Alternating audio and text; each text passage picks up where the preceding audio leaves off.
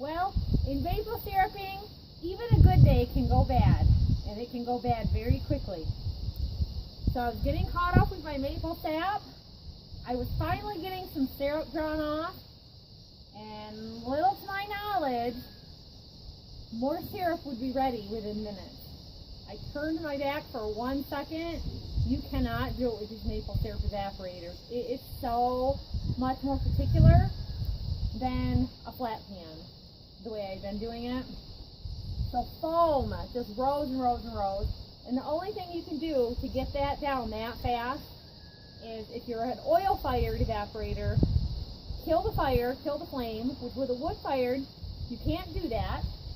The second thing is you can add some defoamer, which I was going without, and I was just skimming my foam on my own. And the third thing is add some cold sap. Now, adding cold sap to a hot pan can damage your welds and warp your pan, but running a dry pan can warp your pan and scorch your pan very fast. So I had to act quickly. I was skimming as fast as I could. It wasn't enough. In an emergency, a little bit of oil, olive oil, sunflower oil, even canola oil. A little bit of butter is an old tried and true thing. A lot of people are dairy intolerant, so you can't add butter if you're going to be reselling it. But the defoamer, they have one called Atlas 3000, and it is an organic defoamer. So I looked into it, and a lot of companies' organic defoamer is just 100% organic sunflower oil, which we normally use in the house anyway. So I'm going to have to give that a try and see what I think about it. So the bad thing is this insulation. It's called a ceramic insulation, a rail gasket. The pan sits on it, and it keeps heat from coming out. Was soaked with maple syrup. It did foam over in my sap pan. I got just a little bit of distortion in the front of my pan from the foam getting up so high and hot. And I think what had originally caused it is there is a pan gasket that goes between the two pans, and it's just a bigger, thicker version of this. So a few dollars poorer I am today. I had to have my husband put in an order for me, and he so willingly sent his dad to go pick it up for me. His dad had some leftover roll, so that saved me about $30 to be able to get this resealed under this pan to get me back in business. I spent half of yesterday just cleaning this off. Hot water, cleaning it off, draining the pan so that I could lift it up. And the trouble is I've got these cylinders that hold the two pans together. I am doing everything again to get them apart, and I cannot get them on my own. There is probably dried syrup in here where they connect, and I really want to clean between these two pans before I get going again. In the meantime, today is about the last day for the quality of the sap that I have in my storage tank, and we've only gotten a few gallons off, so it is a shy year as far as temperature. You can see it's sunny and beautiful today, and the sap has not been running really great. Right now I've got buckets full in the woods and in the yard, and I've got to boil like crazy or else I can't collect, and I'm going to have to dump that tank if I can't get it going today. I'm having a little trouble getting these disconnected, so you can go ahead and watch me, but it's not pretty. I really did a doozy of a bad thing. So to be able to lift this, I of course had to take my drain gasket off. Had to find all the tools again, so I'm back at that. Not everything is rosy and great, and people do have losses. You know, you can have losses with maple syrup, you can have losses in farming in other ways, and you just kind of have to pull yourself up by your bootstraps and get going again. And I can tell you, it's been really hard today. I feel beat. I feel conquered.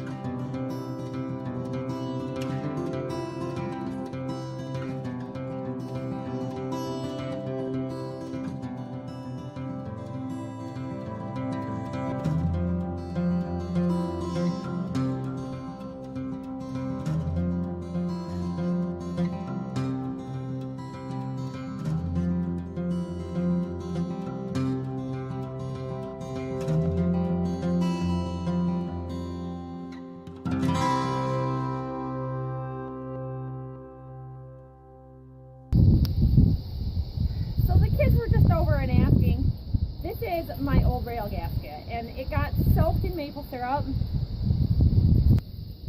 This was between the pans. The bottom of the pan was sticky, and I did not want to have a continued problem with this sticking to the bottom of the pans. So I'm working on, with the 2x4s, I raised it up and washed the bottom rail and washed the pan and pulled all this out. So now we've got new all the way around, and I had to clean, boil over down in here and clean the flues. Now I can probably put my drain spout back on the side here to go out the side, but I really like to clean between the pans, and I don't know how well you can see this. I can't even see, but this area here had the boil over and it just burnt to the front of that. This area here I had to scrape off with a rubber spatula. So I am changing my defoaming method. I have a metal strainer that you use for a restaurant fryer to skim off, which is a lot safer. They sell a stainless steel skimming tool for $52 from my local guy, and it's $56 online. It's handy to have. It's 3.5 inches wide, so you can get a larger one that's like 5.5 inches wide, one pass, and you've got it de-foamed. I'm using a restaurant spoon and a restaurant ladle, but you can see here where it foamed up. That's really bad. I had to scrape it off. Cold sap or vinegar works well to kind of soak in it and get it loose, but I just went at it with a spatula. Doesn't look great, and you can see here I have some slight distortion. I don't like the 1.5 to 2 inches deep for the syrup pan. I really think it's better to start off a little deeper. People don't have the hang of it 3 or 4 days into it. So I'm going to see if I can get this front pan taken off so I can get them apart to clean here. So got a little trouble here, maybe a little soap and water sprayed in there to loosen that up, but oh, I'm on my own today. We're doing the best we can. We're gonna get it done one way or another. We always do. Well, I think I got her cleaned up pretty good. I'm feeling in a lot better spirits now. I took a break, had some lunch, had some cuddle time with my baby, and got back to cleaning this. But I washed a lot of soot off, got a lot of syrup off that had dripped off those flues at the bottom. And now, see how that sits on there? The edge of the pan will sit on there, and then I won't have that falling down. That will help so much better. It's hard to clean stainless steel without scratching it, and like my husband says, well, after the first boil, it's used now, and it sure is. We won't be trying to sell it, and we won't be trying to sell it as a new item. So I think that's pretty good. Now if you were doing this like we were before, one of us held it in place while the other person pushed this pan back up against it. But you can just use a little bit of tape to tape that in place and remove the tape after you get going. So I think I've got it right about right up here on the edge. I'll go over and go check the other side. My front gasket is all still really good. We did have to use multiple layers of gasket to make it level. And I had found in my assembly instructions that it had said to use a thicker gasket on the front pan than the back pan. So maybe that's to compensate for weight of the pan or just flow. It didn't really say. It said 1/2 inch on one, 1 inch on the other. Well, they only give you a whole roll full. So like we cut smaller sections to put under our sap box or our draw off box to make it level. So I am going to kind of shimmy this up here and do the best I can to get her level again. And of course the level's missing. I gotta find it somewhere. It'll turn up. Okay, I am back up. I am on my feet and I'm trying to start today a new day. I had decided at the end of yesterday that I didn't want to boil for 3 or 4 hours, that I would just get up the crack of dawn and just boil hard. So I had everything all ready to go. He helped me level my pans, and I will tell you, it is so hard to level these pans with one person. It's really a 2 or 3 person job, because basically we were making shims out of this rail gasket to get it just level. If your pan's not level, you're going to get hot spots, or it's not going to flow through like it should. In the end, it can end up really bad. Early on, when you're full of sap, it's not as noticeable until you get down to boiling syrup at the end of the finish. So make sure that you're leveled first, because boy, it's a lot of work.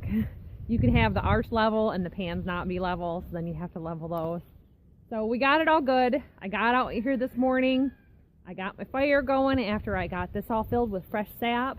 I got rid of all of our sap that was on the verge of spoiling, because I just don't want to take any chances. A lot of people just say, boil it off, it'll be fine. But it can do 2 things. It can wreck the rest of your good syrup that you are mixing it in with, or it can be slightly fermented, and it has a little bit of a yeasty smell and a little bit of cloudiness.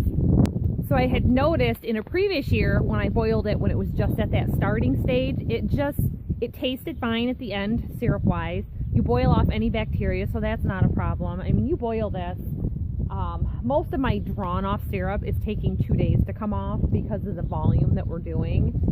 It is going to be a 12-hour, 11 or 12-hour boiling day today, probably closer to 11 hours. So I'm going to keep this fire going hot. I'm going to boil like crazy. I'm going to watch it. This, I'm waving this around. This is organic sunflower oil, and this is what is in their defoamer. So I had actually got a hold of Bascom's out of New Hampshire.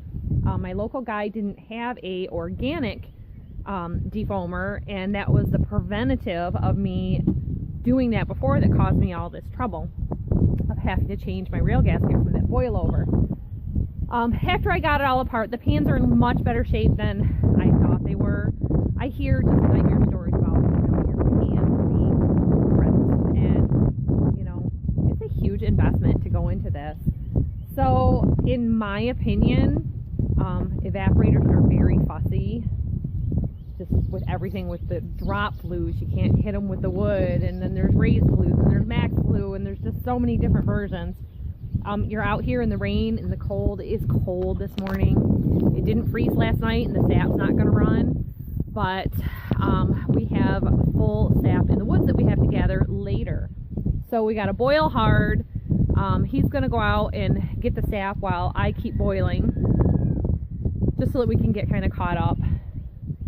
There's going to be some days where it's not going to run at all here for a couple of days, and then it'll run again. Basically, the gist of this season is about a 3-week sap run.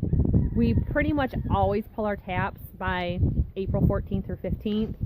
And just with all of the pitfalls that we've had, I know that we're not going to go as long as whatever the season allows, just because it's frustrating. I'm definitely knocked down and beat this time. So, all in all, I liked our previous setup, but for fire safety and having that open pit, I didn't like that. So to put a flat pan with a draw valve, like one of these style pans, on a homemade concrete arch that is fire bricked, so that you're not having to rebuild it and replace it all the time, is a great way to do it. So I had looked at a finish evaporator, and I didn't like that it was gas. So they didn't really have a wood-fired finish evaporator to take your almost syrup off, collect it all into one batch, and then finish it on another pan. So that might be something that we're going to look into on our own later. I have another large pan like this. I believe it is 4x4 with the draw valve. We could make our own arch for that to be constantly drawing off and finishing on that flat pan. On my old style flat pan, never once did I ever have a boil over, and I had a boil over in the kitchen twice. So a lot easier to clean up a kitchen real fast than to clean this all up and all this gasket material. I was sick with myself when I did it in the house, but not like this. I mean, I lost sleep over this. I had so much anxiety, and I'm glad it's over. So I'm going to sit here. I'm going to babysit it. I'm not going to look away. I'm not going to watch YouTube. I am just going to sit here. And I got an egg timer for every 10 minutes, add fire, add sap, and just keep at it. The cold sap is going to keep it from like roaring up.